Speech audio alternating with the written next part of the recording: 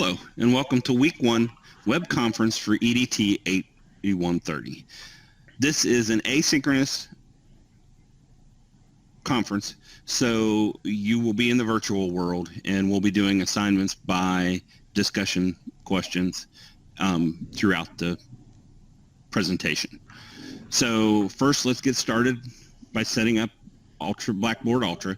You're going to go to the left-hand corner, the right-hand corner, sorry, and it's a purple or pink button. You choose whichever color. Push on it, and you're going to go to My Settings, which is the little gear.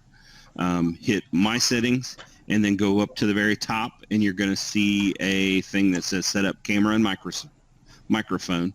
You're going to push on that.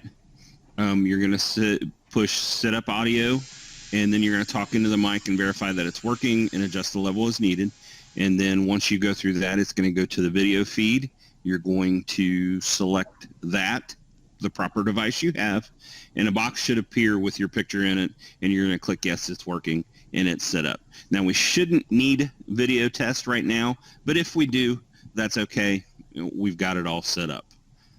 Next, we're going to fix our panels. So the first one is the attendees, and you should all see your names as you go on there. For the virtual world, if you have problems with that, just shoot me an email and we can take care of that. You're going to expand your attendees panel by clicking on the left-hand corner and dragging it to the left. And then you're going to click on the chat button, which is in the very bottom, and that's going to pull up a chat so you can see all the chats that will be recorded as well. Next, we're going to remove all the distractions. This just helps to provide a better learning environment. So I want you to close the door, turn off phones, turn off TVs, make sure that nobody disturbs you. This is going to take about a half hour, and you should be good. And then finally, at the very bottom, you're going to see your picture should be there. You're going to see a microphone with a slash through it. You're going to see a camera with a slash through it. And you're going to see a raised hand. I want you to raise your hand if you can see that we're being recorded, which is in the very top left-hand side with a camera with a little red dot.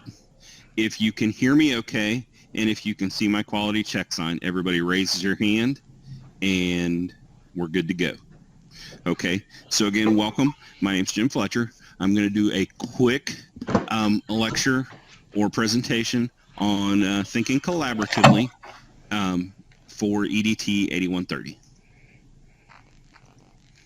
So the essential question I want everybody to think about is, what is thinking collaboratively? You know, thinking collaboratively, everybody thinks that it is a group project, or it's a shared work team, or it's a teamwork, but it's more than that.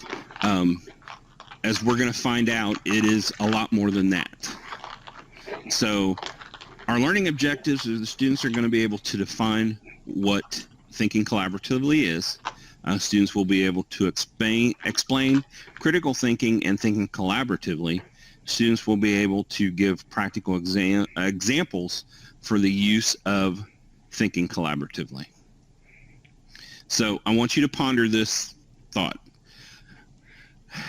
You need to design a vessel that's going to protect this egg from shattering when it's dropped from a height.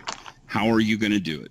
Now, I want you to think about it. So discussion question number 1 is going to be what your thoughts are on designing this vessel for this egg. Just a few sentences, and then I want everybody to respond to at least 2 of your peers, whether you think it'll work or not. Okay, and everybody, you know, let's use proper net etiquette. You know, let's not bash anybody. Let's make sure that, you know, we're very professional in this. So thinking collaboratively is the ability to question concepts and examine alternative perceptions and ideas. The one thing that our book says tells us that we have to do is communicate. Collaborative thinking doesn't work if you don't communicate. So in society, you have to be able to communicate your beliefs and ideas while listening to others. In thinking collaboratively, the influence is shared by the members of the group. So no one member has influence over everybody.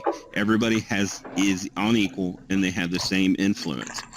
So if you go to a teamwork or shared work group or something like that, there's always a lead team member who everything goes by. And then you're not in the same room. You may be miles away. What thinking collaboratively does is allow all these different individuals to come together with different experience levels and knowledge, and it allows them to work on a problem and solution. So just like our solution for our egg, I had you think about, now, you're going to be able to go and work with a group, and we're going to get to that activity here in a few minutes. So thinking collaboratively allows us to develop critical thinking skills. So what is critical thinking skills? Critical thinking skills are the way we analyze, identify, and provide a solution to a problem. Now, some people think that critical thinking skills and it is an individual dynamic, but it's not. It is also a dynamic in thinking collaboratively, because those three main objectives are also the objectives of thinking collaboratively. You got to be able to analyze as a group. You got to be able to identify, and you got to be able to provide the solution, and you got to be able to communicate all this. So for our next discussion question, I want everybody as a group to give your ideas on what you think the vessel needs to be in order to safely land your egg. So everybody needs to come up with a statement on the same thread of what you think it is. You need to talk about it as a group, and then as a group, you need to decide on one vessel that will produce that has a chance to produce the best effects that you can and save your egg. So thinking collaboratively, it helps us to reinforce learning by challenging our students to look at their others' views and beliefs. People have their own ideas on how things should work, and they want you to see those ideas their way. Thinking collaboratively brings all those people into one, has them communicate to come up with the best solution that they can have, so that everybody can decide on one solution that's going to work. So real world application, and there are several. Since I work in the fire service, I picked the fire service, and what I picked was an emergency operations center, which is a picture of this. And thinking collaboratively is used in all aspects of large scale management. So it brings in people who have all levels of experience and knowledge, puts them in a room or a building, and they actually manage the incident that's going on. They put their collective brains, anytime there's a problem, they sit down and decide what has to be done and how it has to be done. Real world application also has the medical field, which is constantly using collaborative thinking and thinking collaboratively in the teams such as transplant teams for heart, lungs, kidneys, oncology teams, actually mental health teams as well, where they a team, several doctors are in charge of that patient. They all communicate. They all know what's going on to make sure that that outcome for that patient is the best that it can be. So on our chat box, can you think of any other real world applications for thinking collectively. Let's see what you've got. Okay. So I am going to put this YouTube video in here, and if you copy and paste that into your web browser, you'll be able to see this is, I believe it's Stanford EOC training, where they are going through doing training for new people and members to do emergency operations centers. So I think it's about 4 to 5 minutes. Go there, and then we're going to talk about the video. Okay, glad everybody's all back. So in the chat, you saw the application of critical and collaborative thinking. I want you to write down where you think critical thinking and collaborative thinking intersected in that video of EOC and how you think it worked. And we're going to discuss it as we go through.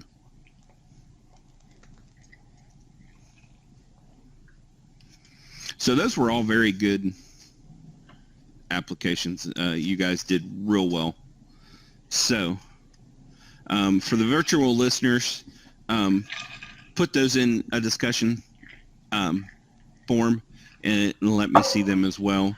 So in summary, collaborative thinking is an important part of learning. Students need to be able to communicate their thoughts, feelings, and beliefs and ideas on solutions to other people so that, they can work as a group to come up with a viable solution for different problems. It is important that in a learning environment that we use collaborative thinking to help us reinforce what we're teaching. In summary, real-world applications all around us in each of us, in each of our chosen professions. So the last thing I want you to do is in discussion question is put in your chosen profession and where you think thinking collaboratively comes in. I want to thank you for your time and listening, and I hope this was a learning experience. Thank you.